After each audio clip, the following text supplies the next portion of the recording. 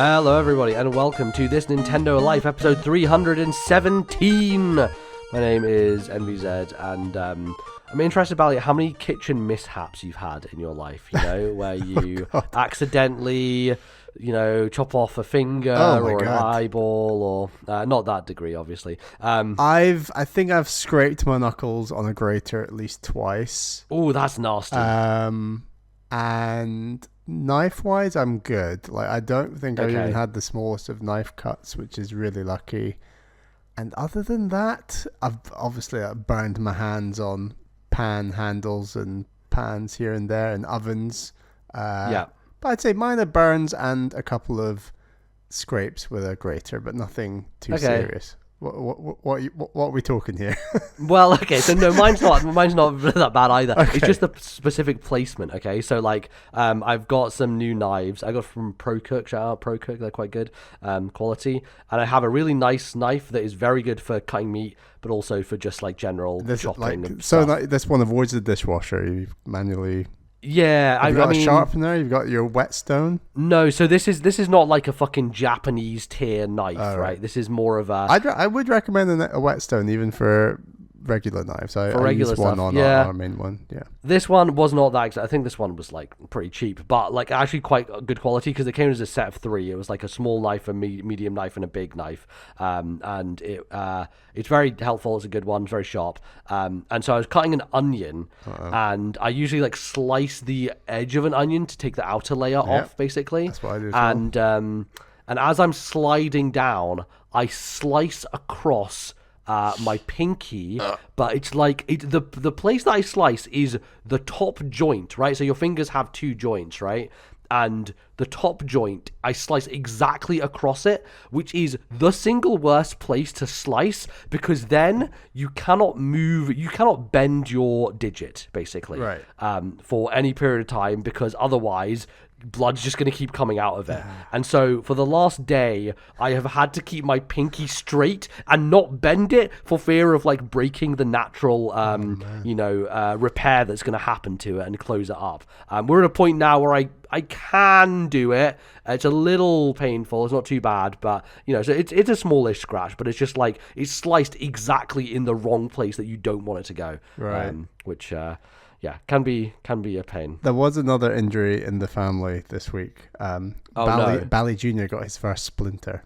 Oh my goodness, what a disaster. Came home from nursery and he had like this cut on his finger, and Caroline's like, "Oh, I think there's a splinter in there." And I was like, "What, really?" And I look really close, and it's a tiny splinter that's like pierced the skin, gone in at the wound, and then has just kept going. So like it's far away from the entry point. So like the idea of getting it back out the entry point, which is like what you're kind of meant to do. So basically I was going to have to go through like quite a bit of skin to get to it and then just like pull it out. So I tried a bit and then like he was just like not having it. It was just far too sore, which is very understandable because it felt like it was not deep, but there was just a lot of skin in between, and this is like the tip of his finger, like a ton of nerve endings and everything. Ooh, yeah, so rough. Anyway, we call up like a hospital. The doctor said, "Don't go through us, go through like the hospital." So we did that, and they're like, "Well, in the old days, we would like go for this and like get in there, but now like we go for the more pain-free option." So like you rub like this magnesium sulfate cream. And over time, it just makes it come to the surface, which is just, I don't know how it works. Apparently, garlic also does this. Really? As what's the stuff you put in cakes? Bicarbonate of soda. Supposedly that. So we did that with like a plaster for like a few days, and we kept talking about it, kept checking in on it. And then today, it had risen, and it was just poking out a tiny bit, and then I got the tweezers, pulled it out, and we all celebrated. So yeah, that was nice. Bally Jr.'s first splinter experience, and he was a brave boy throughout. Very impressive. Well done. Good done, Bally Jr. Yeah. That stuff is is especially because it's just like so small and tiny and fiddly. It's like you can't. It was not bothering him in the slightest. The only thing that was bothering him were my attempts to get it out. So like I remember reacting way more crybaby than he did when I was that age and got a splinter. So Exactly. Well, yeah. So he has things to distract him, like video games, Yes. which is what we're going to be talking about on today's show. Bally, do you want to tell the fine folks at home what today's podcast is going to include? For the first segment, we're going to run through a couple of the presentations that Nintendo have put out. So they're on a run of non-traditional directs at the moment. Correct. They don't want to do a traditional direct. They're doing everything but, to the point where they have now announced a second Mario Galaxy movie direct. Even though we had one like 6 weeks ago or something. Which let me be clear, that one was a little shit because it was just Yoshi exists basically. Yes, not Yoshi great. exists. Yeah, exactly. Sakurai had 2, therefore now everything else is getting 2, I think. Absolutely, yeah. And then for the second segment, we're going to talk about the games that we have been playing. Yeah. So let's get into it. Indie World Showcase happened. It was a 15-minute show, a really brief show. One that I was like, oh, it's 15 minutes. I probably can't show much interesting.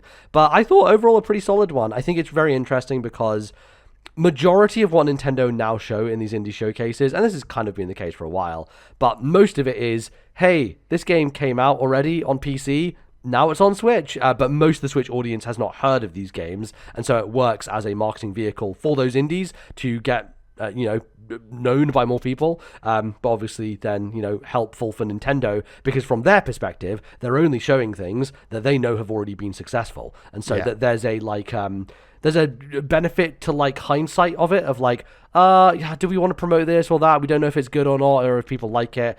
By doing it this way, they can be like, oh yeah, that was a Game of the Year candidate last year. Here you go. It's now on Switch too. Enjoy. So yeah, I get why they do it. I think it's slightly unfortunate from my perspective because I know most of these games and a lot of them, are ones that I could have played already. And I think I miss the days of when they were more curative in terms of like, let's find something that no one's heard of and put it on an indie world and make it like maybe become a big thing, right? Like Eastward is a great example of a game that was indie world showcased and went on to do quite well. So yeah, I'd love them to do a bit more of that. But I think, with what we've got, it's a pretty good showcase. What did you think, Bally?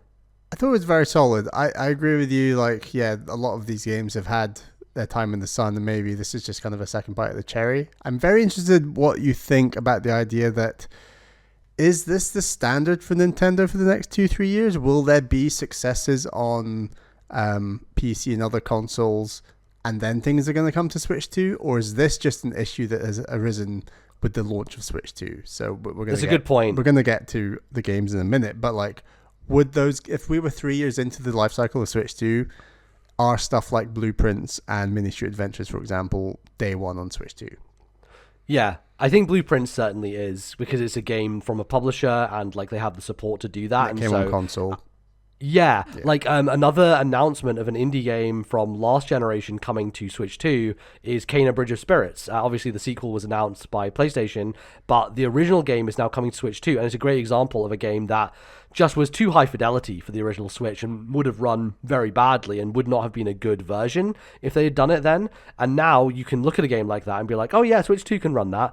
I don't know if you've seen stuff about Resident Evil 9 on Switch 2, but it sounds like it's a miracle. Like it sounds like legitimately one of the best ways to play that game, and that's a modern brand new game that is coming out on the modern platforms day in day, and people are saying this is great. So there is the capability for Switch 2 to make those games look fantastic and run fantastic, but a lot of it comes down to the developers, how much time they have, all that sort of stuff. So I think it's a really good point you make, because I do think we're in an era right now where we are very limited on Switch dev kits still for people, and so until that becomes a bit more widespread, I think, yes, we will still see more old stuff coming to the system. It's like, oh, finally this is on Switch 2 type of deal versus, hey, now we are in the swing of things and all the new stuff is coming to Switch 2 as well. Totally. Yeah, good point. Great. Should we kick it off, Bally, with the most important announcement? Of course, I know what you're going to say. I've already mentioned it. Let's talk about Minishoot. My goodness, it's good. I thought it was dead. I thought it was gone. I didn't predict this one. Because it's 2 years old at this point, maybe over 2 years old at this point. So I thought this thing was stuck on PC for eternity, which would have been a shame, because we just think this is a fantastic Zelda shooter game. Emphasis more on the shooter than the Zelda, perhaps, but for sure. my goodness, everyone needs to play Menace. I know there's a lot of people listening who might only own Nintendo consoles and they own a Switch too. We cannot recommend this game highly enough. It is an incredible, incredible game, especially for me as someone who I'm not really the biggest kind of top-down space shooter kind of guy, and I absolutely love this and kind of want to try more games in that genre as a result. Yeah, I think there's just a really phenomenal blend here, and the thing that makes it work is I think the problem with space shooters a lot of the time, or at least like shmups and those types of things, is they're just way too fucking punishingly hard, and like you die and then it's like an arcade credit situation where you go back to the very beginning. And I think the nice thing about this is it has the elements of those intense boss fights, but they're far more manageable. And it's built into a more traditional video game loop, right? It's built into a Zelda overworld and dungeon exploration and all that sort of stuff. And it just might be one of the juiciest games out there. Like, you know, we got our boys, the boy catalog, right? Juicy Boy might be an addition that we need to add, because this game Juicy, baby, is really just feels so good to move around, to shoot your gun. The upgrade cadence is so good as well. Yes. Like the speed at which you get better range, more bullets, like everything feels so well paced out and so well put together from like an exploration standpoint of like, okay, you only have this part of the map to explore, now we're opening up, you have this bit and you can go back and forth, it's so easy to get around because you move so quickly, and it's not like a huge world, it's like nice and condensed and well put together. And like I never 100% games like this. I 100%ed Miniature Adventures. I went so far as to do like the secret final mega boss as well, like all that stuff. Like I could not get enough of this game. It's absolutely fantastic. And there was a bit of conversation in the Discord recently of like the list of like the most TNL ass games of all time. Miniature Adventures is one of those games. This is like a game that we ride or die for. It is so fantastic. And yeah, I strongly recommend it if you have not picked it up already, because it came out shadow dropped, so that's fantastic news. Awesome. Very, very exciting. I think the next one that I was most interested in, Bally, is a game I have been looking forward to because the developers made one of my favorite games a few years ago, and that would be Mixtape, a game that has got a lot of spotlight in various different places. It was an Xbox conference, I want to say. From Beethoven and Dinosaur, who are the creators of The Artful Escape, which is a fantastic narrative music game that came out, I think, in 23, I want to say. That game was excellent, like definitely high on my list for that year. Loved the narrative, loved the music, just loved the vibe of the whole thing. And Mixtape feels like a spiritual successor to that, but obviously now it's in 3D. It's doing like a kind of, I wouldn't call it claymation, it's almost like a Coraline-esque style to it, you know, like the characters and a bit of stop motion to it. But it's like a teenage kind of music narrative thing. I don't expect this to... It's got great vibes. Yeah, I don't expect it to be like a 25-hour... It's like a 4-hour experience probably, right? And it's just going to be tight and well put together and just very satisfying. And it's coming 7th of May, and it's coming to Switch 2 day one, which is really, really good to hear.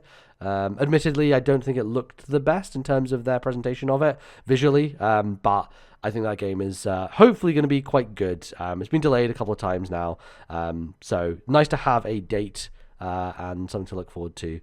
You liked The Artful Escape, but I don't think you liked it as much as I did, Bally. But what are your feelings? Yeah, I like The Artful Escape a lot, but I'm a little bit more hyped for this one. I don't really know why. Maybe there's like the more like teenage skater vibe to it. Yeah, It looks kind of intriguing. And I think it's really cool that Nintendo got this like announcement, got the date drop, because I know a lot of the industry has been anticipating this date, especially with the two delays, as you say. So like I think it was a good announcement to have in one of these. So yeah, well done, Nintendo. Yeah, good stuff.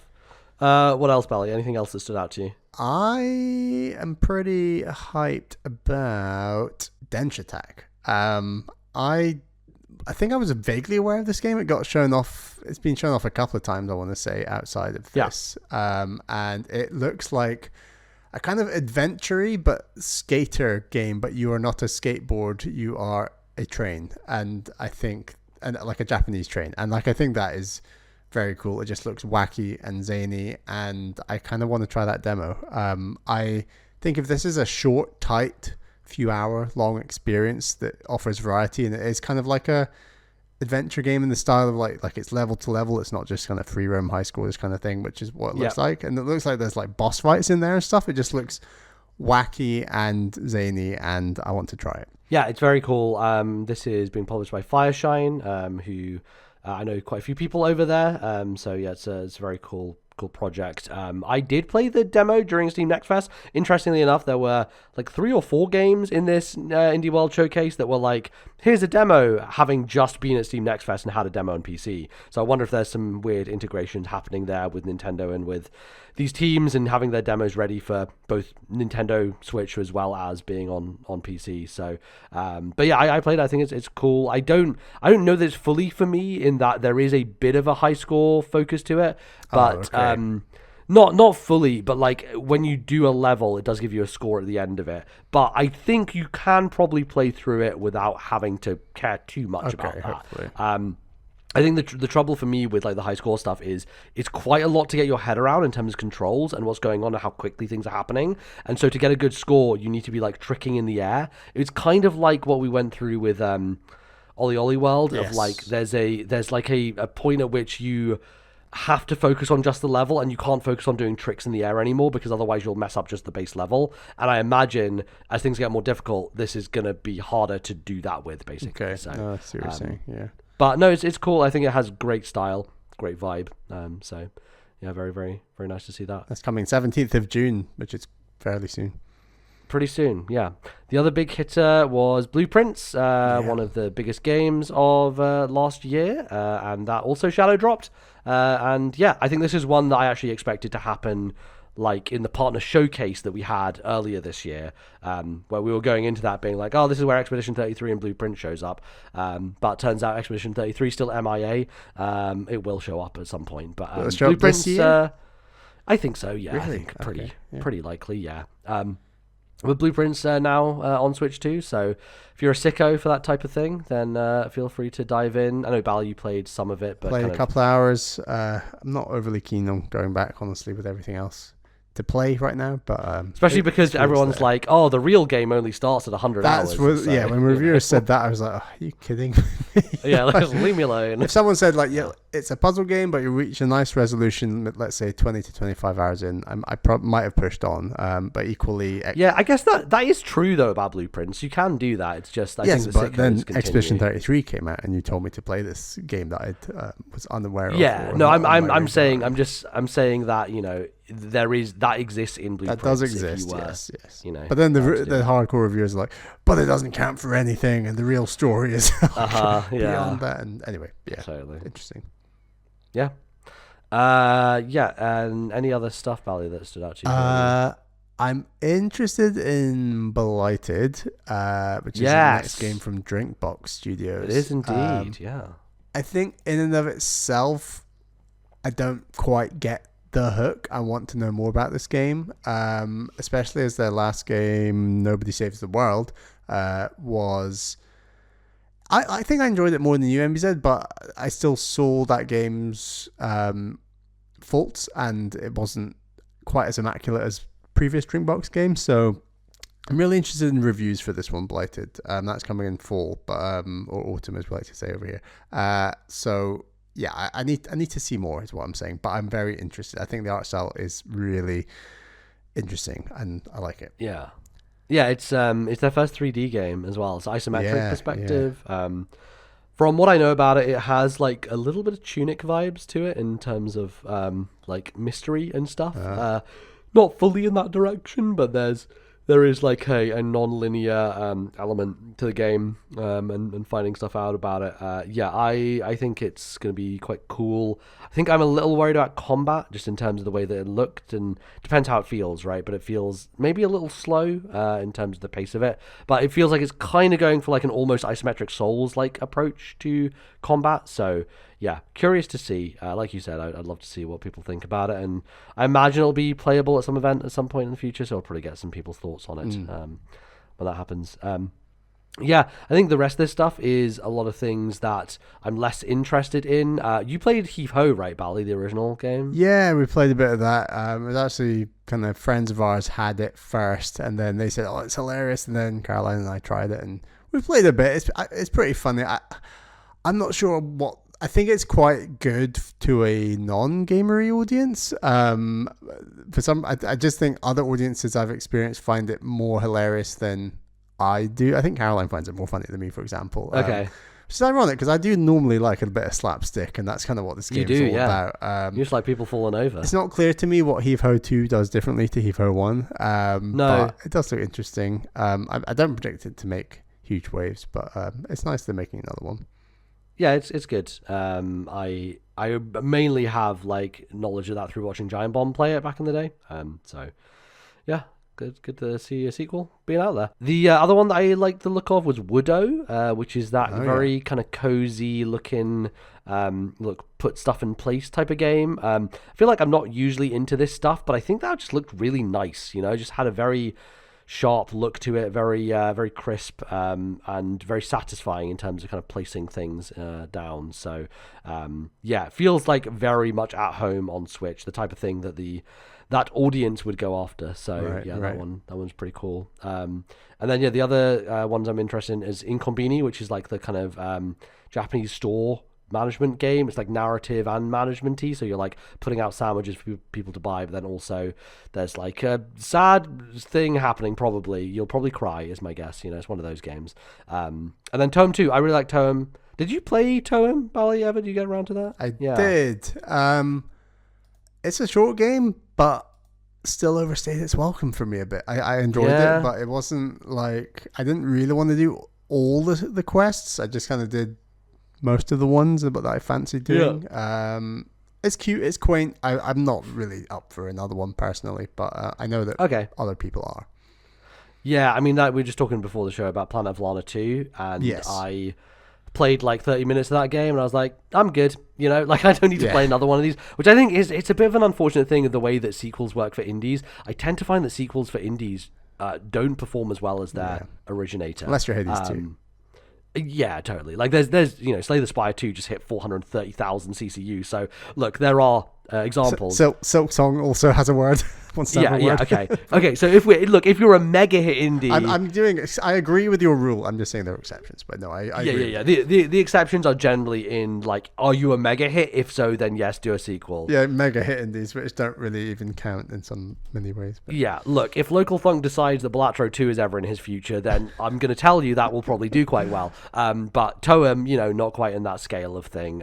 So Toem 2, I don't think will do amazing, which is unfortunate. I do think that for these smaller indies, you need to be doing new ideas. Which is why I think the Game Bakers are quite an interesting studio, in that every game they've done so far has been totally different from the previous one, and they've been quite successful doing that, right? So I think that's an interesting approach that works quite well for some studios. But it was cool little presentation. Nice to get some of these games out there and have some things be playable straight away with mini shoot and blueprints. So some good stuff. I think a little surprising there wasn't like a Mina the Hollower release date or something. Like I think we're anticipating that. Right. It was strange because that showed up at the State of Play and did not show up here, and you would associate it much more with Nintendo than with PlayStation. And there was no info on like the Silk Song DLC. I mean, that might be in a main show anyway, not an indie world. But look, man, it's real copium to think we're going to get anything on the Silk Song DLC anytime soon. I think,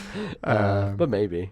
But yeah, I think it was a decent, and I think mini shoot for us is just such a personal hit. It is awesome that so many more people are going to play that game and hopefully rave about it this year, because it's a very, very special game. I'm just glad, Bally, that it now is eligible for our list. So that's the only thing that we should care about, really. Course, yes, at the end of the day. So totally. That's very good. Cool. That was the Indie World Showcase. That was good fun.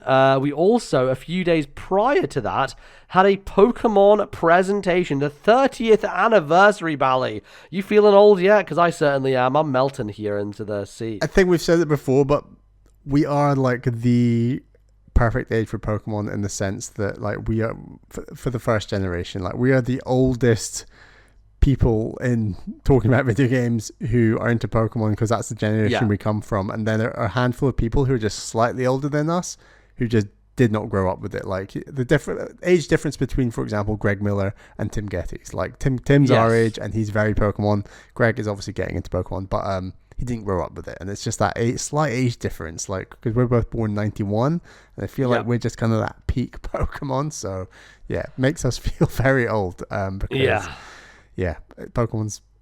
It kind of used to feel like one of the newer series in the video game industry, and now it's in there with Zelda and Mario and all these very old games. So yeah, it's just kind of become that way. It has, and I was expecting big things, 30th anniversary, it's Pokemon's big time, they're going to do so many wild, big announcements here.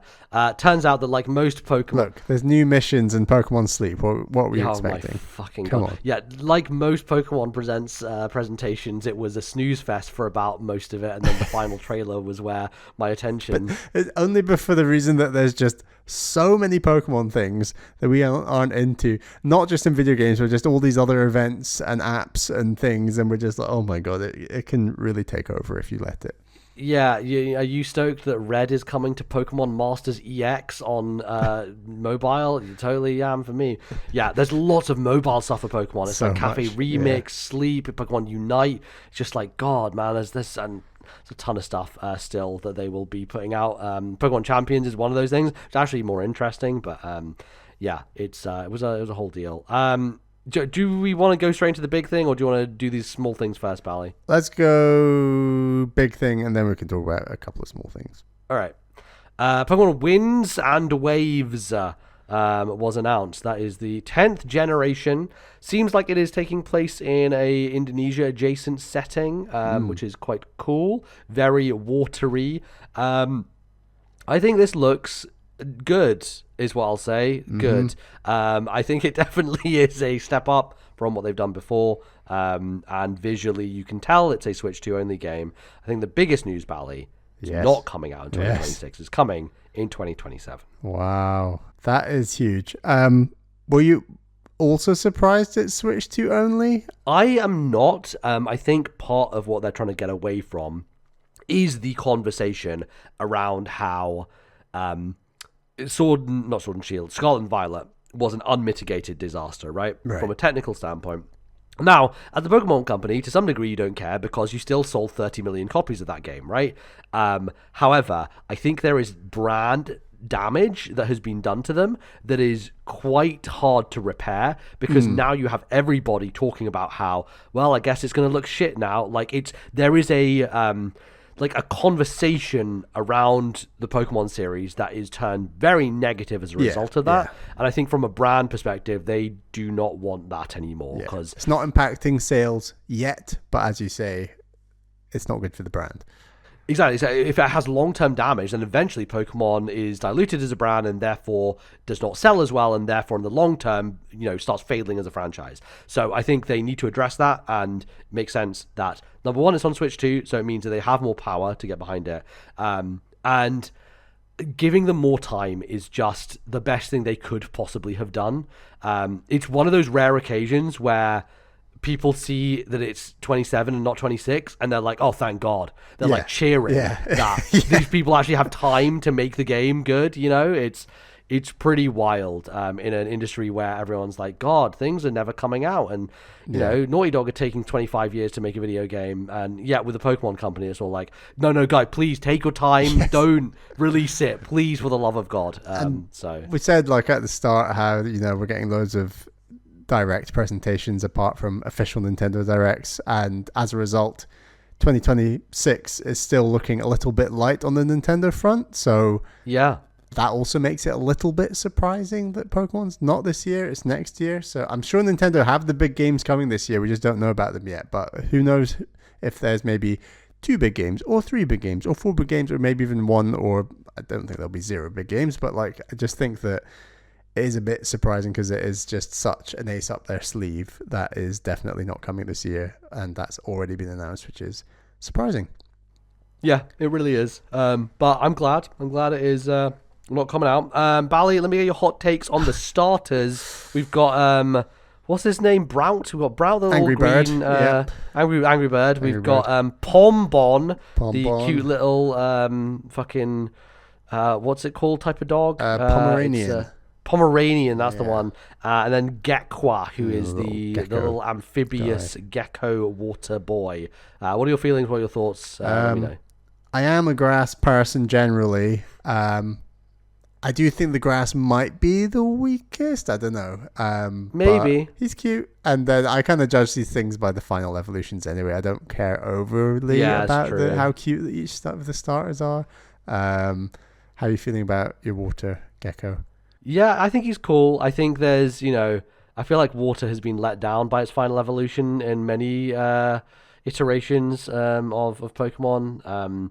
I've not been a fan of a lot of them. It's all downhill for Alligator and Blastoise and Feraligatr. Yeah. They came out swinging, and then ever since. I mean, Swampert is alright, I guess.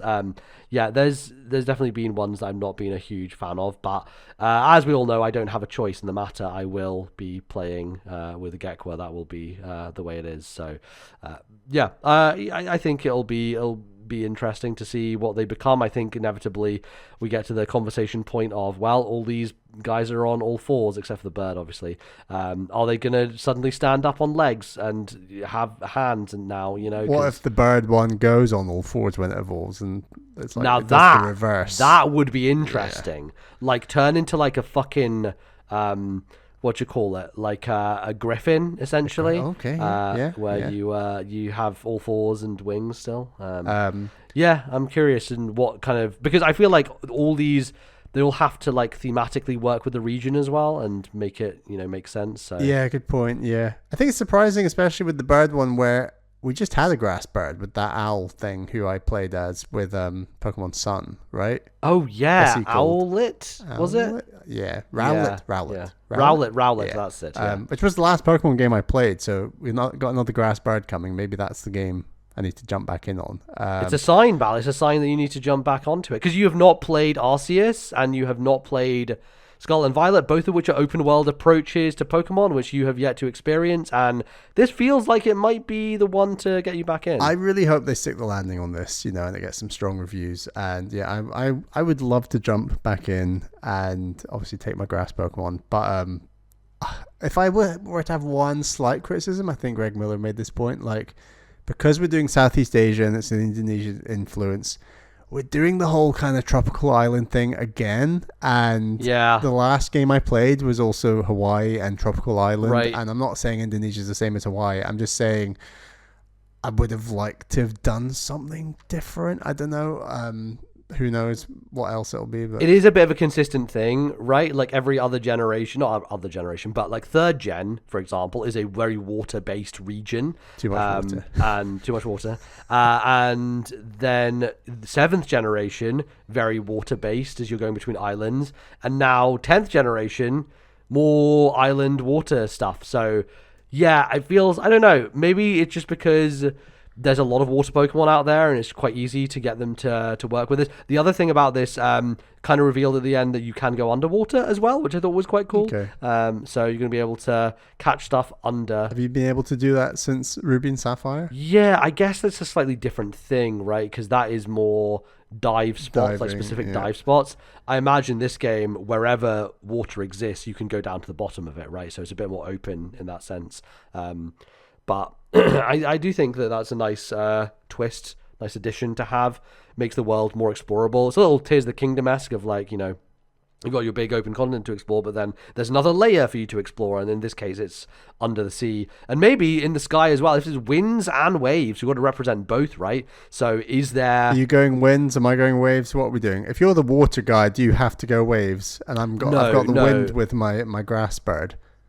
So the thing that we do have to explain to everybody as well, Bally, is the sicko way that I decide which game I'm playing, which is I bounce back and forth depending on the way that it is titled. Okay. Yes. So red and blue, I did blue. Okay. Gold and silver, I did gold. Right. Ruby Sapphire, I did sapphire. Right. Diamond Pearl, I did diamond. Right. So I ping pong back between the first named and the second named one. Have you done that all 9 generations so far? Correct. Are you serious? So what do you have to get then? So I have to get wins because I was violet. Wind. So I have to get wins. Yeah. Is it Windsor or Winder? It's Windsor, plural. Okay. Because I believe the leak said wind and waves, but the actual name is winds, plural. Right. Winds and waves is the. So even though you get the water starter, I'm going to be getting the waves. You are, yeah. Okay. Yeah. Right. So That's how it Fair works. enough. So yeah, that is the thing. I was messaging because one of my colleagues is into Pokemon as well. I was messaging with her, and she's like, "Oh, what are you gonna get? What are you doing?" And I was like, "Let me explain to you.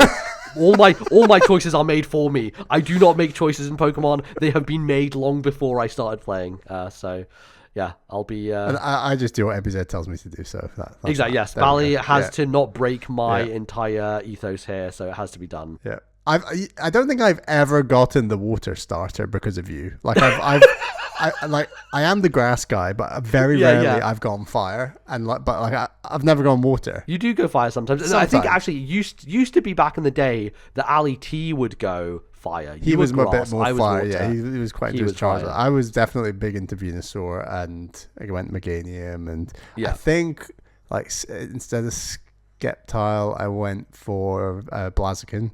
And I think I also went for Infernape, but all the other ones... I think Ali T went Sceptile that time, didn't he? Yes, he did go Sceptile, so he's taking my green badge off. I think I'm still winning the green badge, so that's why I'm going to stick with...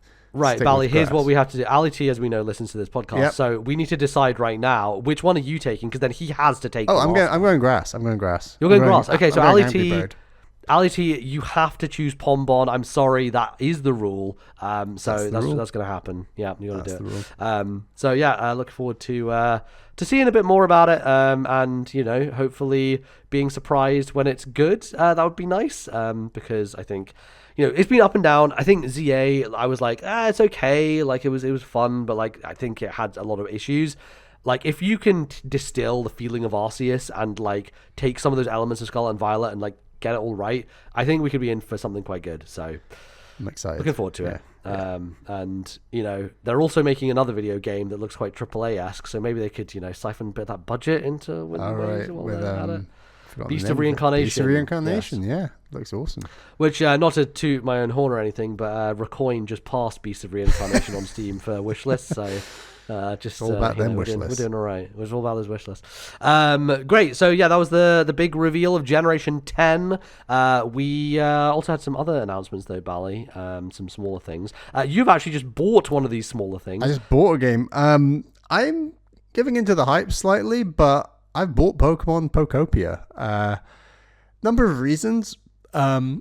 I'm always looking for a way to jump back into Pokemon in some way. Like, I just want whatever resonates. And when a bunch of reviewers say, oh yeah, this is the best spin-off of all time, full stop. I'm like, okay, I'm intrigued. And then from watching trailers and things, like, this game's definitely got a lot of an original 150 love, which I'm very much liking. And then finally, like, I showed it to Caroline, and she was like, I think I want to play that. And I was like, right, well, I'm going to play it first. So I picked it up. And then we also thought, this could be a good one for Bally Jr. Maybe not now, maybe not in the near future, but at some point this could end up being his first Pokemon game, because it's not got like a ton of fighting, it's not got all the leveling up in the same way. I did show him a trailer for it, and he was not that interested. And then you made the point, MZ, that Bally Jr.'s entire knowledge of video games is purely like 3D platformers, so he doesn't really know a ton about non-3D platforming video games. So I think that might be a step. He thinks video games are only 3D platformers at this point in time. Exactly.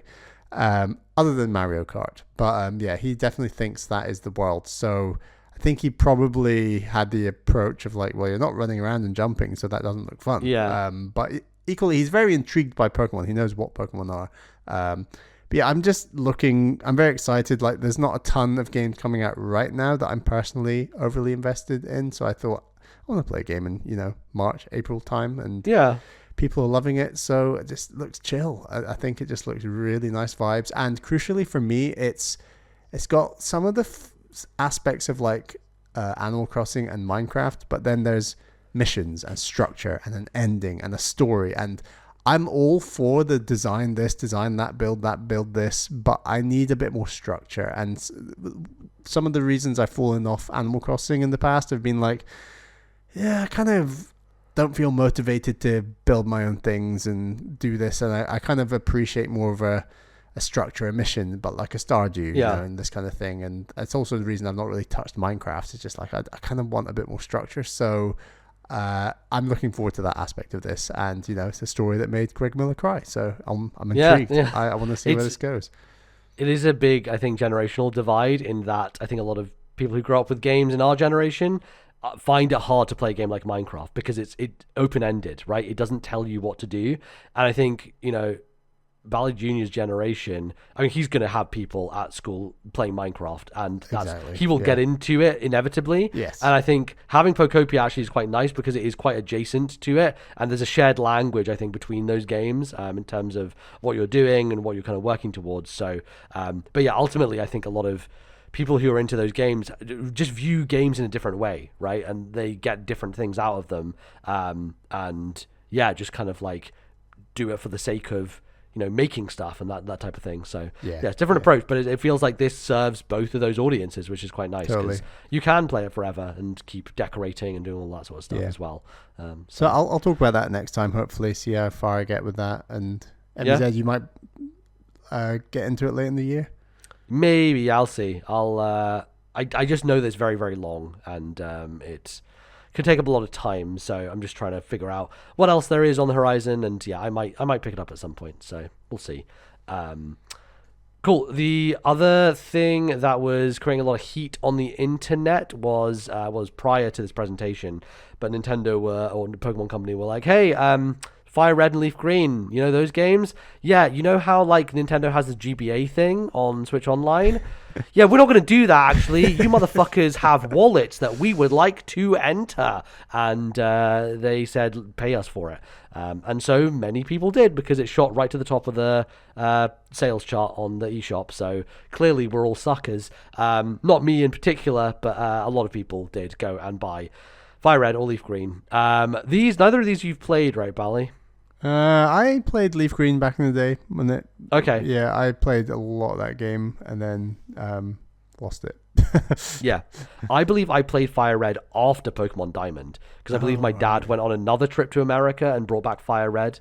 And the main reason to do that was because I wanted to catch some stuff and transfer it to Diamond so I could do some breeding nonsense. It was that era of being fucking hardcore about shit. So yeah, I did play through Fire Red. I enjoyed it well enough. I think it's a fine remake of the original game. I still have a fondness for the originals. Like, I know everyone on the internet is like, oh, Heart Gold, Soul Silver. I just don't, like, I have such more personal connection to the original Gold and Silver. Like, I appreciate the quality of life, all that stuff that the DS games brought, but visually and, like, I don't know, everything else about it, I think Gen 2, just basic GBA, Game Boy Gen 2 is where it's at for me personally. So I appreciate these remakes exist and a lot of people will like them, but I prefer original Game Boy for both the first and second generation. So, but I think that's the case of like having grown up with those games, right? And having a direct fondness for them and that look and that sound palette and everything else around it. But yeah, I don't know. I probably won't pick these up or play them at any point in time, but makes sense. They put them out there and charge money for it. Something that doesn't make any fucking sense. Why are they doing Gale of Darkness first? Like they announced with GameCube Online that they were like, oh, we're going to bring Pokemon Colosseum and XD Gale of Darkness. And Gale of Darkness is a direct sequel. That same colleague who's also a Pokemon sicko, she is like big into Colosseum. It's like her Pokemon. And I was like, why are they doing that? And she was like, yeah, and there's like narrative follow through for Gale of Darkness. So like, yeah, so like, why would you do this? It's so baffling to me that you put out the sequel first. Like, I don't know. It's very odd, but I will not be playing this until Colosseum comes out first because I would like to play that first and then play Gale of Darkness. So. Yeah, I mean, these games, obviously, we kind of missed them in the GameCube generation. It's one of those things where, like, I was heavy into Fire Emblem and Pokemon, but I never played the console versions of them back in the day. They just kind of passed us by. I think we were like, we enjoy Pokemon Stadium 1 and 2, but if we're not getting that, we want full 3D open world. And I think enough reviews at the time suggested it wasn't, full open world, and of course it wasn't at the time, but I think that put us off maybe because that's what, when we do a Pokemon adventure on handheld, that's what we're used to, just this massive open world, we can do anything we want kind of thing. And I think no one thought that the GameCube games were doing that, who were kind of Pokemon fans at the time. I think definitely games that I would go back to and appreciate a lot more now than maybe I would have done at the time, and just seeing what they were doing. So yes, I will play both of those at some point. It's just a case of, they could have made a better decision about what they're releasing when, maybe. They could be Backlog Club options. They could be, yes. That's a really good shout. So yeah, it's another option on the table. Gotta get more RPG backlog clubs, right? Yeah, you know what? They work, all right? That's why we do them. They do work. That's why we do them. Yeah. The last thing that you've highlighted here, Bally, is a Game Boy device for Pokemon music. What the fuck are they doing? I don't know. When I first saw it, I got really excited, and I was like, oh, it's just a... What did you think it was, by the way, when you first saw it? I thought, like, they are going hard. Like, they are putting out hardware that plays the original Pokemon games. Like, this is their way of avoiding Nintendo Switch Online, and they just want, like, here's a cartridge to play Red and Blue and Gold, Silver, and but no, it's just the music. I thought my prediction from the start of the year was coming true. I thought, no way, they're actually going to do a Game Boy classic, and the only way to play Pokemon Red and Blue is on that. Yeah. And then they're like, no, motherfuckers, it's a plastic thing that plays music from the first generation, and there's 45 separate cartridges, all with different songs from the first generation. Does the fact they're releasing Fire Red and Leaf Green prove that they're a little bit scared of their first generation? Because when they re-released Red and Blue on 3DS back in, I want to say 2016, 17, and I played it at the time. I played Red. I had a great time with Red.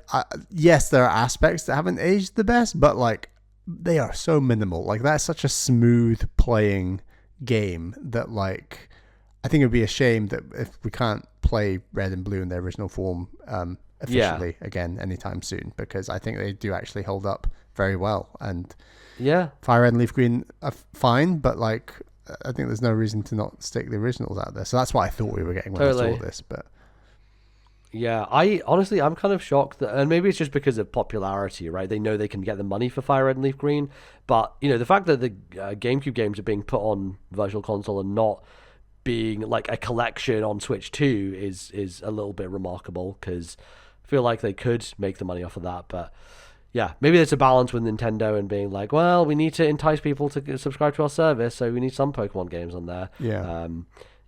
I don't know. I mean, it feels like it would make sense to put the originals on the Virtual Console or the Switch Online service now, based on the fact that you could buy these ones, and these ones are more modern, and obviously would be worth that money for some people to buy. But or a more fundamental ground up remake is closer than we might think would be the maybe potential, but who knows. Now I don't believe that was part of the leaks, because there was a huge leak that happened for all the Pokemon stuff, and I don't believe any kind of first gen remake was among it. The leak, I mean, is definitely 100% real. The fact that the game is called Winds and Waves proves it, because that name was already out there. Right. And people knew that was happening. So I think everything, if we look at that leak now, you'll know what the next 5-6 years of Pokemon are. Now, granted, things change internally, and they could completely upend those plans. So it's not 100% accurate, but anything that's in a couple of years, I think would be relatively accurate based on the timelines for this stuff and how they're in production and all that sort of thing. So yeah, I am interested to see what happens after that, because we already kind of know now. Not that it messes up any of their marketing stuff, because like the number of people who know about this leak are so minor in comparison to the actual audience for Pokemon, which is gargantuan, let's say. One of the biggest out there. Great. The other stuff, as we said, pretty much just like, here's a thing in this mobile game, hope you enjoy it. There was a weird Pokemon TCG trailer where they were like, cards exist, and I was like, what is this for? And it's like, yay, cards. And I was like, well, okay, it's weird. The only other thing for me is Pokemon Champions, which is the Switch/mobile release. And it is coming in April to console, and will be a bit later in the year on mobile. A game that I was quite excited about, because I was like, oh, maybe this is my way back in. Maybe this is how I jump back on the wagon and play some competitive again. And you'll never guess what, Bally. They did it's a really smart thing they did here as Nintendo and the Pokemon Company. There's no way to play 6v6 singles in this game. So, So that basically kills all of my interest in it. So that's cool. Damn. So you can do 3v3, great. Who fucking cares? They've really been pushing the 3v3 for a while now, haven't they? Well, the thing that they push the most is doubles, right? Doubles is the Okay. format. Doubles is the thing that they do for the championships and everything. And like, I think doubles is shit. Like, it's fine. I know doubles is a legitimate format for playing. I've never enjoyed it. I've never thought it was interesting. I just don't really care about it as a format. Singles 6v6 is where I was born and bred. That's my thing, right? And that is the thing I find the most fascinating. And the fact that they are not supporting it, I think, says everything about their priorities and what they care about. And I think it sucks a lot because there are a lot of people who just play Showdown or play... Showdown is the thing now, isn't it? The browser-based one. So, right. And you could entice those people to maybe spend money for you, but they decided that's not what they want to do. So it's a real shame. That is a shame. But I'm sure that it will be, good. So I'm interested to see. At least Mega Garchomp Z is coming to Z and A. Yeah, great. Really important stuff. Yeah, a lot of these Pokemon announcements are just like such fluff that kind of like lives on like the smallest updates to these existing You want to know the sad thing, though, is like more people are probably playing Pokemon Cafe Remix than like the best-selling indie of last year, That's the truth, Like, it's very sad, but it's probably true. Yeah. That was Pokemon Presents. Nice little bumper crop of news here, and... Any day now, Bally, they'll do a real Nintendo. They'll do it one day. It's happening soon. They're definitely going to do one. Is one happening before June? Because we're now in March. Gosh, I think there's a chance middle of March we get something. But it's probably a bit of an outsized chance. Okay. I don't know. It's really odd because like you feel like this is the perfect moment to say this is when Fire Emblem is coming out. And here's more on Yoshi and his weird book. And like there's things that they can... drop, and now that Pokopia is out there, it feels like that marketing wave is kind of done. Right. So now let's go on to the next thing, right? So what is the next thing? Is it Yoshi? I think April is Yoshi supposedly. Right. Yeah. But I don't think we have a specific date. Actually, I think they said spring for Yoshi, maybe. Fire Emblem was just 2026. My best guess is it's summer, July kind of time, right? That makes a lot of sense for that game. And then we don't know for the back half of the year, really, anything. So Pokemon would have been a prediction of mine to be 26, but that is now 27. So that's not going to fill that gap. So, very curious to see what they have. And I'm sure we'll know soon. They're very good about that quick turnaround. We didn't even know what Mario Wonder was, and then it came out 3 months later. So, true. I think Echoes of Wisdom was similar as well, wasn't it? 100%. Yep. So big franchises can just be announced and be like, yep, and it's coming soon. That's definitely a possibility. But that is going to do us for this segment. Don't go anywhere. We'll be back after the break with the video games that we have been playing. Until then, be right back.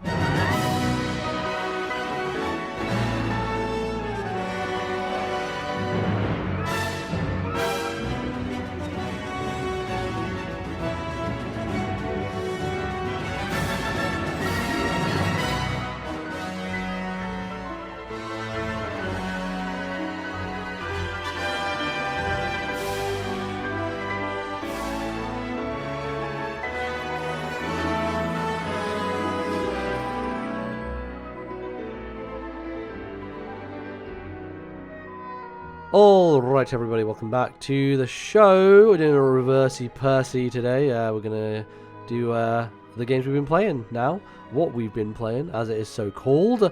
And so, there's some stuff that we've been checking out in recent times.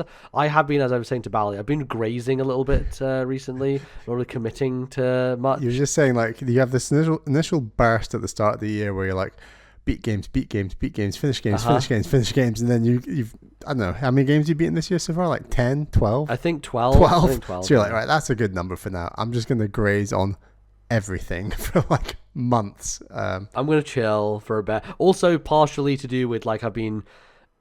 there was a TV that I bought, and then I decided it wasn't big enough because I got my sofa in, and so... I've been moving, just stuff has been changing, and I've been going out and buying things and all this sort of stuff, right? So the layout has been changing, and I've been trying to figure out everything. And so I decided, Bally, that the 65-inch television was not big enough for me, which I know is a thing to say.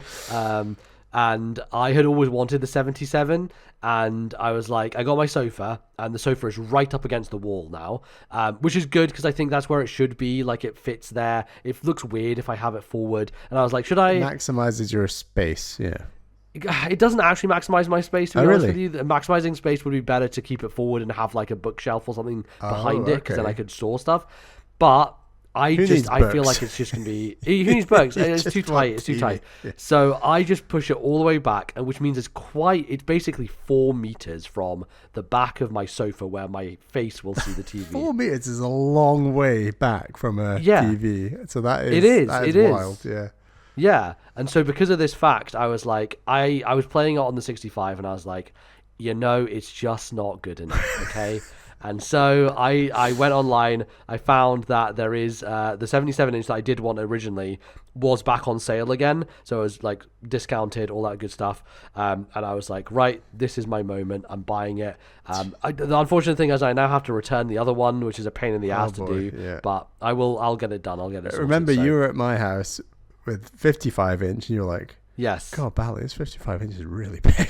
I was like, yeah, yep, it is big. Yeah, right. It is. But I think because my context for 55 is in Harrow, there's a 55, and I don't think it looks very big there. Oh, interesting. And so I think it's all about context of where you are. Our living room's not the widest. No, exactly. So your distance to your TV is about 2 meters, I want to say. Yeah, like ish. Playing. And because of that, 55 works perfectly okay for a 2 meter distance. 4 meters, 77, that's what you need. So yeah, I got the 77-inch television. It's the best decision I've ever made in my life, I have to say. It is a fucking marvel. It's insane how like I can feel comfortable sitting all the way back at the sofa and feel fully immersed in a game, and I think that's kind of what I wanted. So yeah, it's really, really nice. I'm very happy with it. And what was the first game I played on it? That's right, a roguelike deck builder, Slay the Spire II, really making the most of my new television. You played Neva Prologue, because Neva was the first game that I played on my 55-inch. Oh, that is true. Yeah, no, unfortunately I played that before the new TV came in, but it was a very nice looking experience still. That's why we buy 77-inch TVs to play 2D indie games. That's what we really are here for. It's okay. I also have been playing a bunch of Star Wars Outlaws, which is like basically the only reason I'm playing that game is because it looks pretty. That's it. It's so skin deep, It's I'll talk about that game at some point. I was going to talk about it today, but I really don't have anything to say about that game except wow, it looks fucking really nice. So yeah, Slay the Spire 2. It literally came out yesterday as of recording, so I've not had much time with it. I have about 2.5 hours. I played 3 runs, so I tried one of the new characters. The thing that I was kind of worried about with Slay the Spire 2 is the original, one of the all-time classics, an all-time great video game. I was looking at the trailers and I was like, I think it's kind of ugly. Like, I don't actually like the way that they've changed the look of the characters and everything. I do have to say, in context, playing the actual game on a television, it looks really nice. I actually think it looks better than the original game.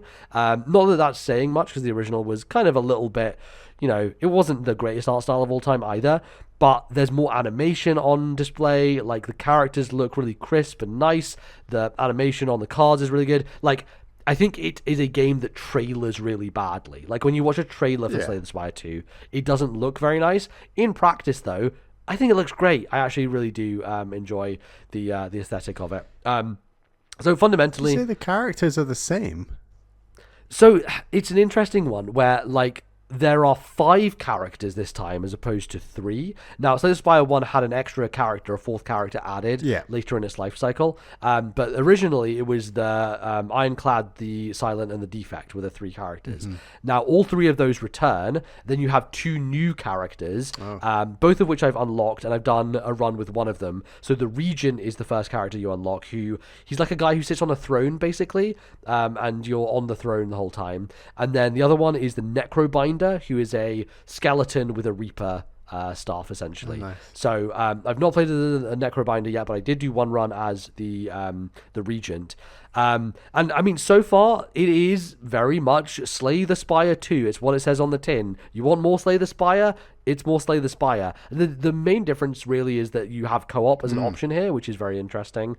And obviously, new cars, new events, all that sort of stuff. So it's interesting because it's like when you do a sequel to a game in this way, it's hard to know, like, what do what do you do, right? Like, is that because Slay the Spire, from many accounts, many people, it's like a perfect video game, right? People view it in that way. They talk about it as like the ultimate roguelike deck builder. It was the one that invented the genre, essentially, and everything about it is so revered and well thought of that it's like, well, what do you do with a sequel? And so part of it is more, part of it is new characters, more cards, all that sort of stuff. Part of it is also the way they do progression. It's really interesting. They have this timeline of events. They're almost like trying to do a bit of a narrative thing here. Oh, cool. Where they're trying to say, like, this is what happened over, like, some length of time, and you get little snippets of lore as you unlock things, and it's a really good carrot on the stick, because it's almost...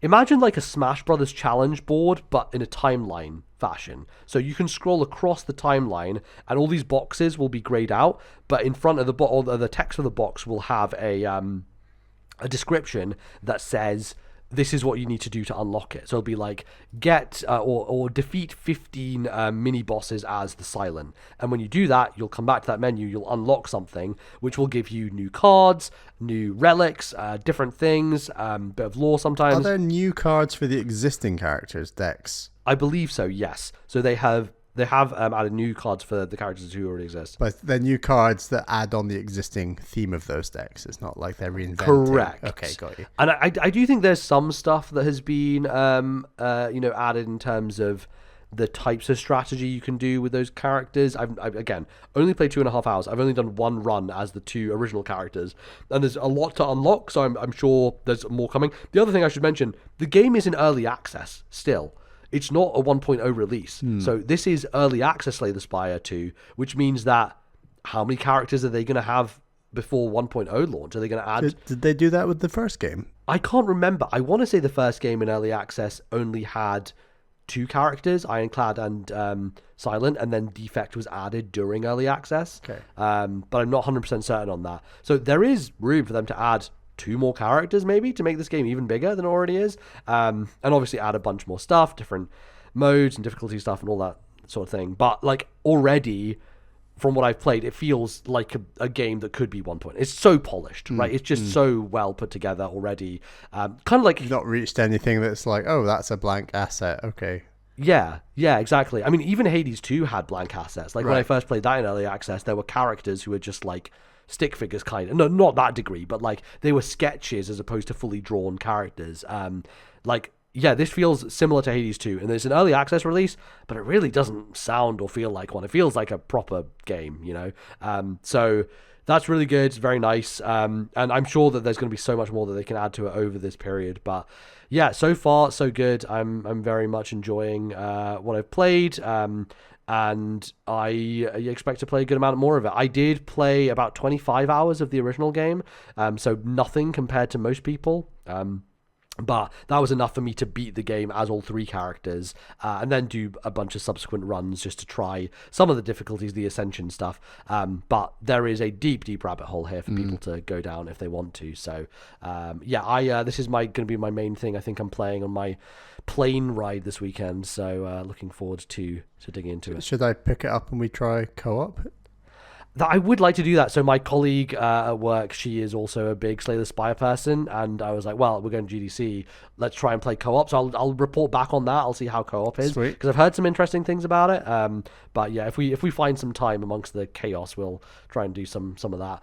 But it would be good, Bally, I think, because I'm really interested to see how it works. And I think it's co-op that's unlike any other co-op we would have done before, where it's like strategic, like thinking co-op.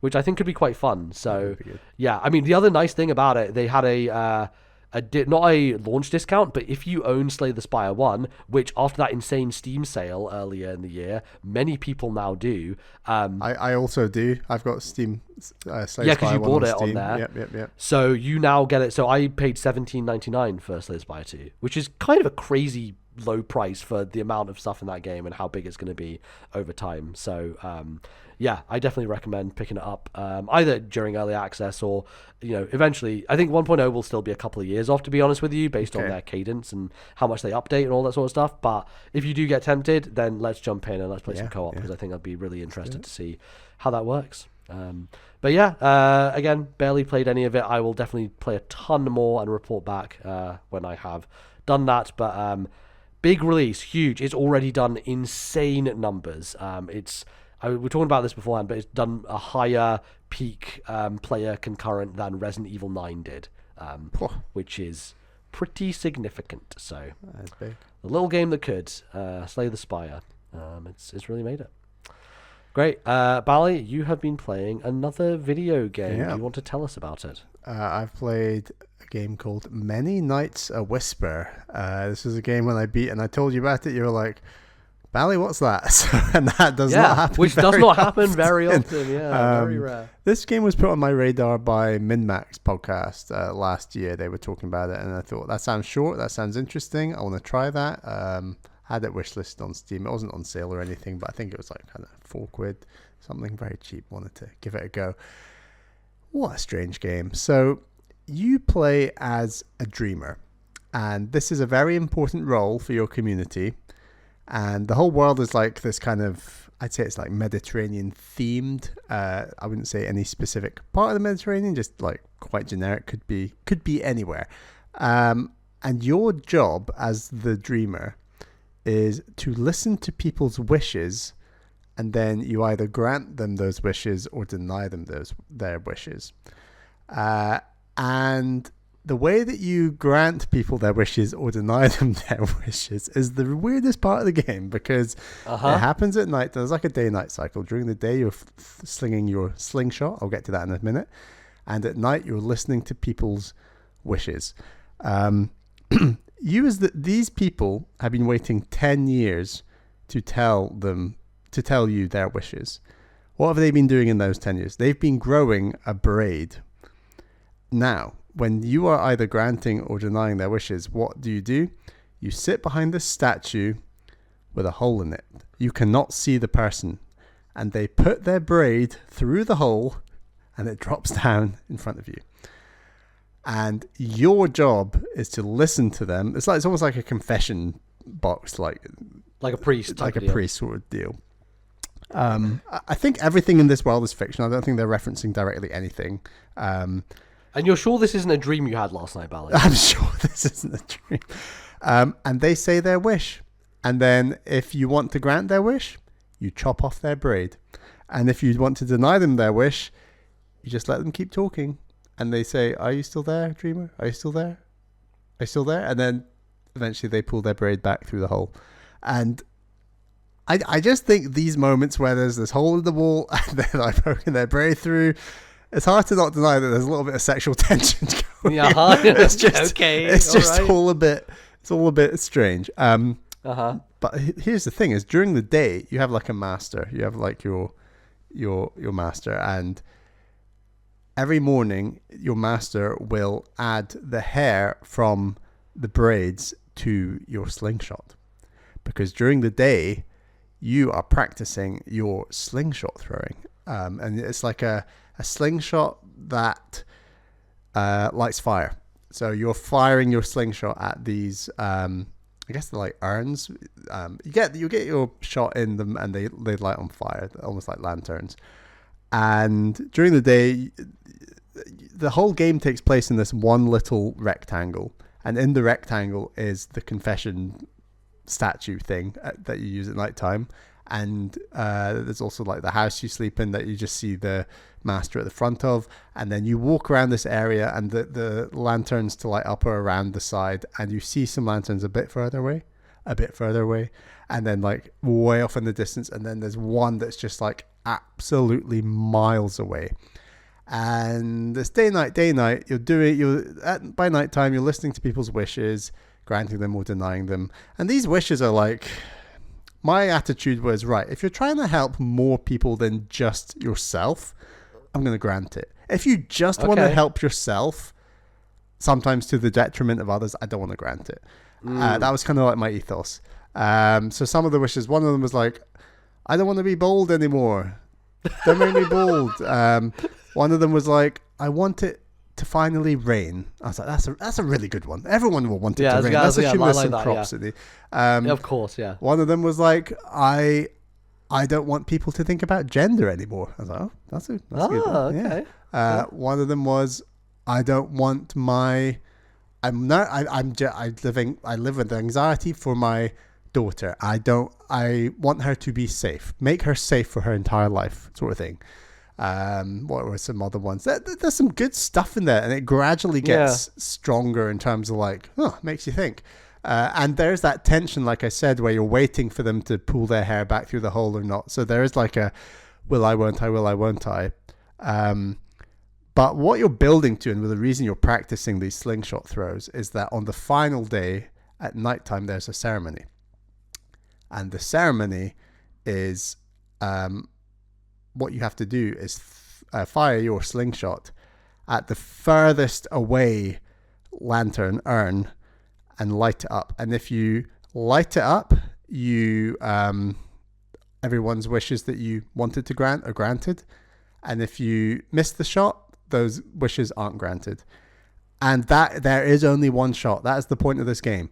It's like takes about an hour and a half long. It all comes down to this one shot. And your master says to you, the young people these days, they like to talk about save files and things. It's like, So we're now deleting your save file. It's like, okay, yeah. And now you're going to have to make this shot. And that's it. So like you can't just go back into a save file and make the shot if you miss it and so on. And hands up, I missed the shot. I missed the shot. And it's interesting because they warn you. They say, for the ceremony, you will not be shooting at daytime. It's nighttime. And you will be in your ceremonial garb. And all the other lanterns will be lit, and there is like a runway that kind of leads to the mainland. So it feels different. So I would argue the reason I missed was all the alignment and everything I was practicing during the day just felt a little bit off at night because I just wasn't, my eye line just wasn't lining it up in exactly the same way. The light wasn't reflecting exactly the same way. And like I said, you are shooting this thing absolutely miles. Like it goes so far because after each time hair is added to the slingshot, it becomes more powerful.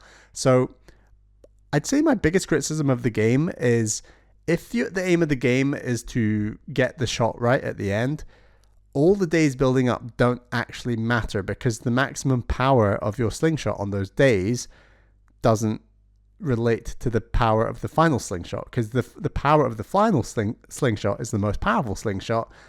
And I would argue there's not actually much point in practicing with anything other than that final one. Now, you do get a chance to practice with that final one, and he warns you. He's like, all right, the ceremony's tonight, go practice, and then come to me when you're ready. And then it goes from day to night, the ceremony, and then you make your shot, and then that's that. So, like, I think that it's a shame that the relationship between your practicing, because I was doing a lot of practicing during the day, and then by the time I got to the end, I realized this is all pointless. And maybe that's part of the point of the game, because I think that I missed my shot. I don't want to say what happens when you make or miss your shot. I think that's an important thing to say.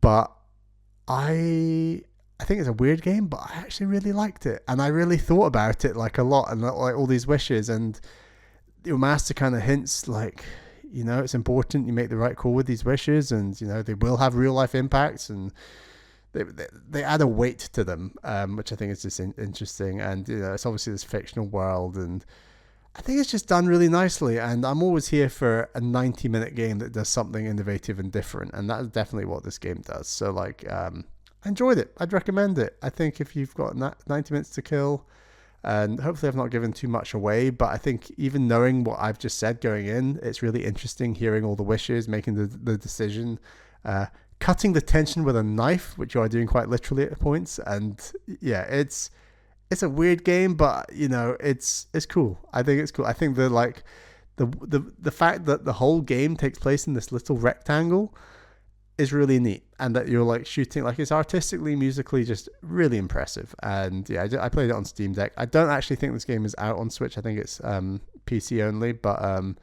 it's really cool. I would recommend it. Maybe it'll appear in an indie world in 2 years' time.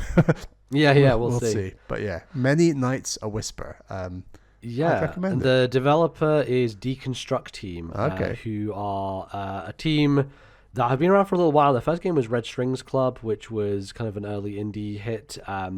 And then I played last year the Cosmic Wheel Sisterhood, which was published by Devolver, but was also by these guys in Deconstruct Team. It's very interesting you say it's like a single room kind of game, because a similar vibe with Cosmic Wheel Sisterhood, where you just kind of like live out in the space in this single room this whole time, and people come to you and talk to you. And I imagine the writing in this game is quite good, because they're very good writing in Cosmic Wheel Sisterhood. Very good. Yeah, and that's kind of what they do. So yeah, this sounds like there was like a smaller project they did in between, like their bigger stuff that they're working on. So yeah, I'm definitely curious about it, having been a big fan of that game last year. So yeah, worth checking out. Great. There have been a lot of demos recently, Bally, because Steam Next Fest has been happening, and some lot of interesting games out there, ones that I'm kind of curious about. You mentioned Dench Attack and that demo. I also played that as part of Steam Next Fest, and that demo is now live on Switch. So how was the demo?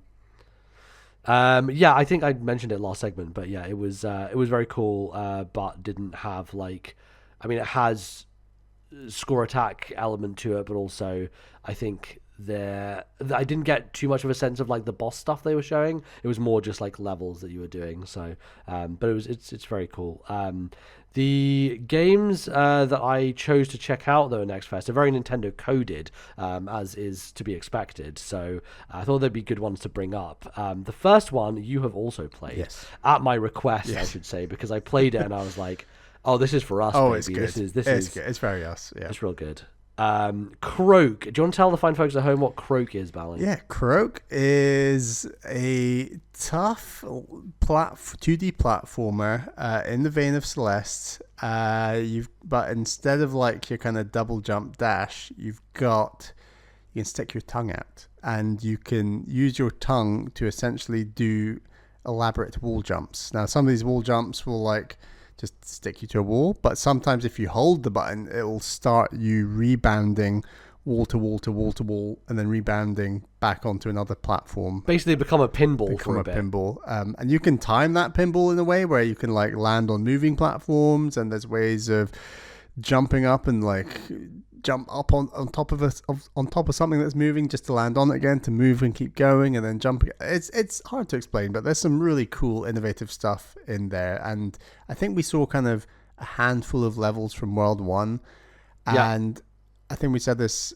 over WhatsApp, MZ, but my biggest concern was we're only in World 1 and it's already like fairly challenging, and it's like the complexity of the third world of Celeste in World 1. Yeah, basically. Totally. And that makes me quite concerned for, let's assume it's got, I don't know, 6 worlds, 5 worlds. I think by world 4, 5, and 6, we are going to be struggling quite a great deal. Potentially. And in the demo, they also have like a little boss fight in there that I would say is fairly similar to like a Tropical Freeze boss fight. So it's like quite a few phases of dodging, and then you've got a window to attack. And it's fairly fast paced, fast restart. So if you die, you're straight back in there. Really cool. Apparently animators who worked on Cuphead work on this game, which I think is really interesting. So yeah, correct. Yeah. So some people who came over, and you can tell the animation is fantastic. This game looks so good. It's very good, really well put together. I think it really is.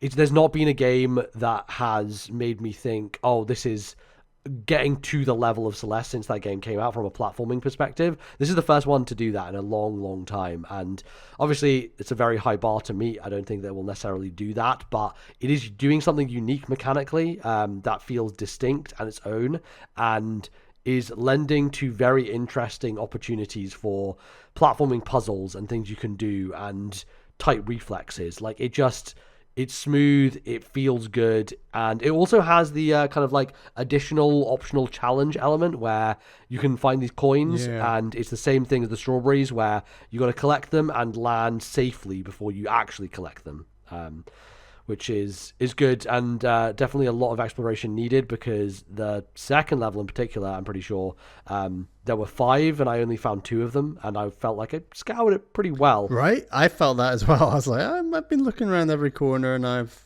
missed a chunk. So yeah. Yeah, for sure. So yeah, it feels like a game that's going to get a lot of replayability from people, but also just really tightly designed so far. And yeah, definitely a highlight for me from Next Fest. It's like half an hour demo, 20 minutes or whatever, and I had a great time with it. Really, really looking forward to hearing more about it when it comes out. So that one is definitely top of the list. The next best thing I played is a game that our Discord will probably scream at us about, Bally, because everyone says, you guys got to play Crosscode. Why do you not play Crosscode yet? Got to do it. I know that you started Crosscode a while ago and never really followed through. It's like a couple of hours. And I do want to play it, but Radical Fish Games, who are the creators of Crosscode, have a new game coming out. It's called Alabaster Dawn. This is one of the best looking games I've ever seen in my life. It looks unbelievable. Like the pixel art, the way that they've done pixel art is like nothing I've seen before. It's isometric pixel art, but looks phenomenal. It's absolutely stunning, and has such smooth feeling combat animation. It is a action RPG, but like there is something about it that just feels so instantly satisfying and well put together. They clearly spent a lot of time refining it and making sure it looks good and feels good and sounds good. But I am immediately like hooked by this thing. I think it has a really interesting narrative setup. It has like a flashback sequence that you play and then like talks about the state of the world and what happens. I do think that like the middle portion of it where you're running around and doing puzzle solving and fighting stuff, maybe like pacing wise is not perfect, but I do think that this is going to be one that I'm going to be very interested in when it comes out. Definitely highly recommend people check it out, and I should probably play Crosscode before that happens, so I'm going to have to bump that up the list at some point to do. But yeah, some really good stuff in Next Fest. I also downloaded a couple other ones I've not got a chance to play, like the Eternal Life of Goldman, which was that weird old man platformer that kind of taking some DuckTales stuff. Yeah. I think that was in a Nintendo Direct. I think it's called Mario Brothers. That's it, old man platformer. Yeah. Yeah, it was in a Nintendo Direct. It got some coverage, so that's one I would like to check out at some point. But yeah, there was some demos, some good stuff coming, and a lot of that will be on Switch, is my guess. Croak feels like it has to, you know. Yeah. The final thing I played was Neva Prologue. So Neva came out a couple of years ago, I think. Was our number 2 game of the year, I think, behind Prince of Persia. A game we both really, really enjoyed. We both like Greece quite a bit, the Nomada Studios' first game, but Neva felt like it was a step up in a lot of ways. Added combat, but also just felt very, very good. Had a bit more of a platforming focus, less puzzle focus, which I really appreciated. And just jaw-dropping in terms of visual style. Just an absolute stunner of a video game. Looks fantastic. So I was kind of surprised when they announced, we're doing DLC for Neva, because that does not seem like something they would do. But they did, and it is a really nice condensed thing. It is about, I'd say, an hour and a half in length, and it just gives you kind of like what you want from this game, which is some more of the stuff that it was very good at, which is to say platforming and combat, some kind of escape sequences with bosses, a bit of narrative as well. Yeah, so it's not really reinventing the wheel to any degree. It's very much doing everything that the original game did, but more of it. And sometimes that's kind of all you want from an experience like this. I think it kind of like lacks some of the narrative chops of the original, where there was a lot of really cool gameplay narrative stuff that they did at the start of that game, and I don't think they quite do anything to that level here. But I mean, I have any excuse to play some more the stuff that the studio produces, because very, very talented team creating a very, very beautiful piece of art. And Neva Prologue is definitely that. So don't have too much to say about it. It's very much more of the game. If you enjoyed the game, you'll enjoy this. And yeah, is more of the same? It's not really like spectacularly changing it up. No, I think it's, there's sequences, like some really nice looking sequences, some really good, like there's an escape boss type of deal, Yeah. where you're platforming away, running away from a thing. That happens a couple of times. They do return to some of the mechanics of the original, which is to say, like, remember those towers that would like go up and down, and you'd have to hit a bell, and it would move some things, and then that would let you platform over to the next area.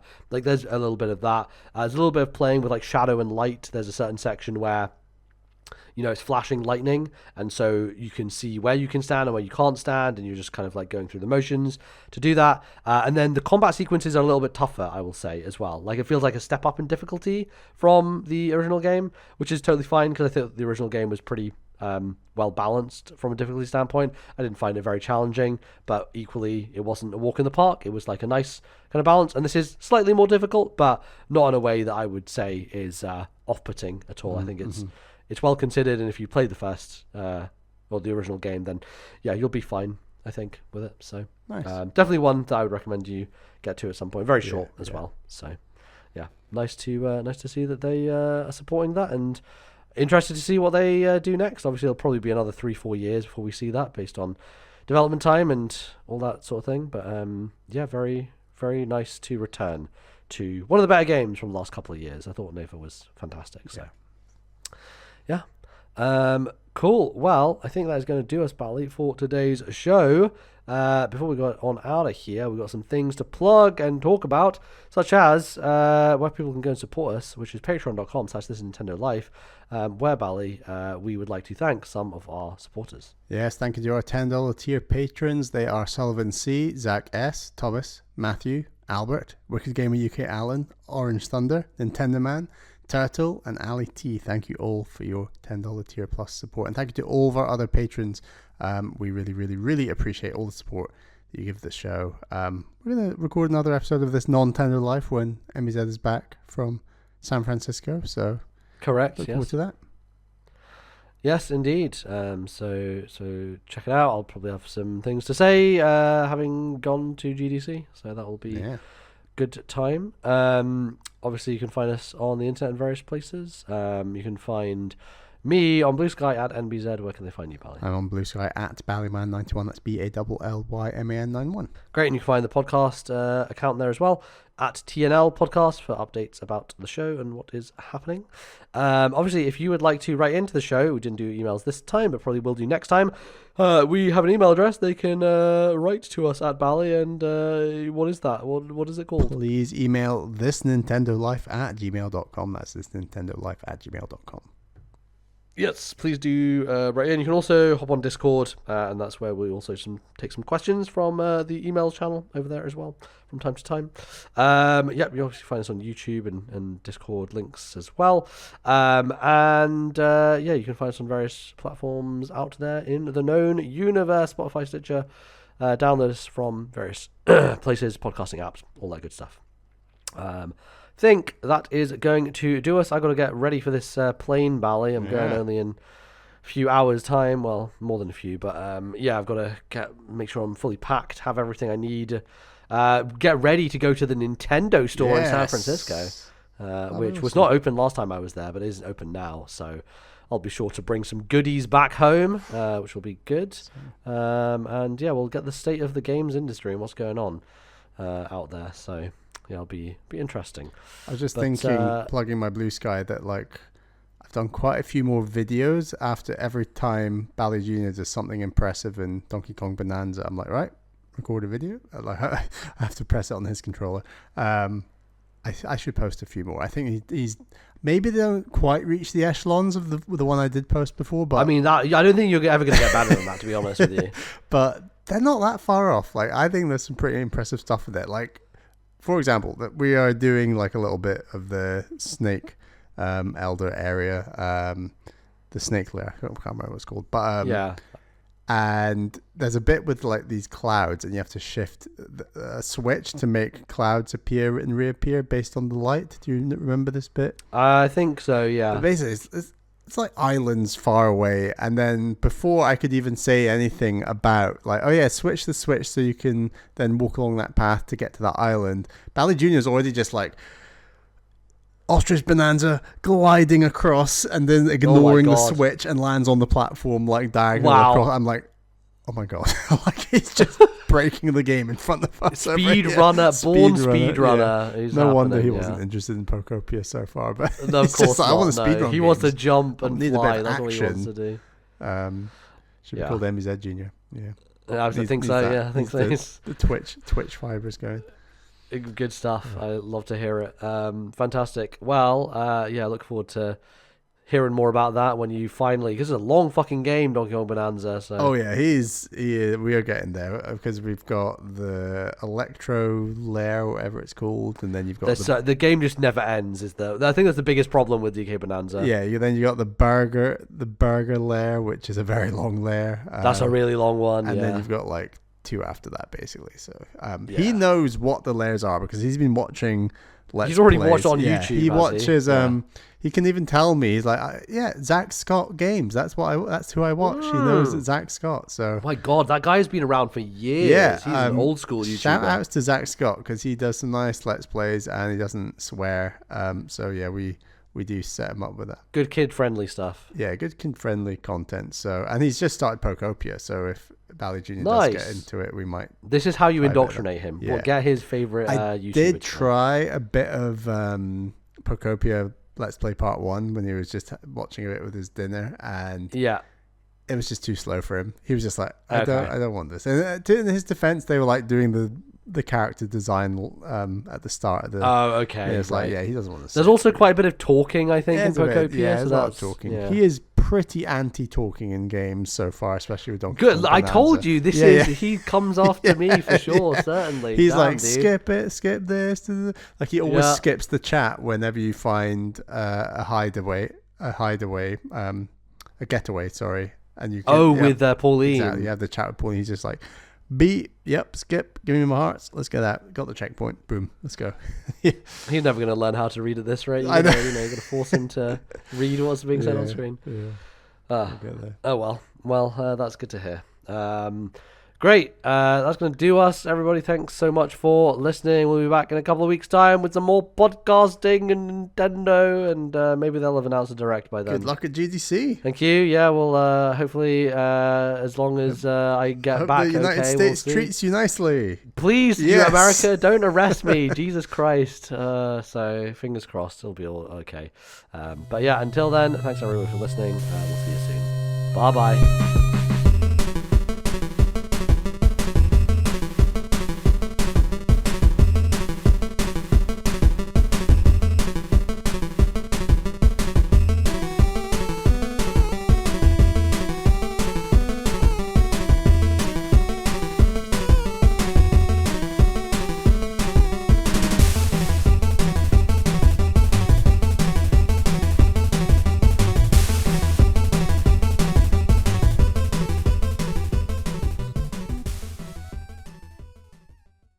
The musical interlude used on today's show was the main theme from Pokémon Winds and Waves, copyright Nintendo 2026.